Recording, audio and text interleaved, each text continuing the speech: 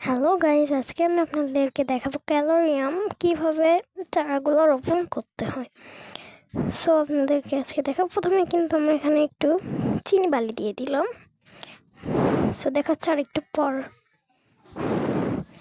So পুরো একটা dot দেন। এবার কিন্তু আমরা ক্যালোরিয়ামটাকে বসিয়ে দিব। খুব সুন্দর করে কিন্তু সাইড করে বসিয়ে দিলাম। এবার কিন্তু আমরা সাইড দিয়ে আর একটু বালি দিয়ে দিব, কারণ এই পুরোটা কিন্তু কভার করতে হবে, তাহলে দেখতে আরও বেশি সুন্দর লাগবে। সো এটা দেওয়ার ডান। আর এটা কিন্তু খুবই সুন্দর করে দিয়ে দিবেন, কারণ কিন্তু এক সাইডে চলে আসছে, ওখান থেকে কিন্তু আরেকটা পাতা বের হবে। এবার কিন্তু আমরা এখান থেকে আস্তে আস্তে পানি দিয়ে দেবো একটু সুন্দর করে, মানে সাইড দিয়েও দিয়ে দিবেন, আর পাতার উপরে যাতে একটুখানি পানি পড়ে। সো খুবই সুন্দর। আর এটা কোন নার্সারি থেকে নেওয়া এটা অনেকেই জানতে। এটা কিন্তু আমি নিজেই বাসায় বীজ রোপণ করে এটা কিন্তু করছি, মানে খুবই সহজ, খুবই সুন্দর। So by.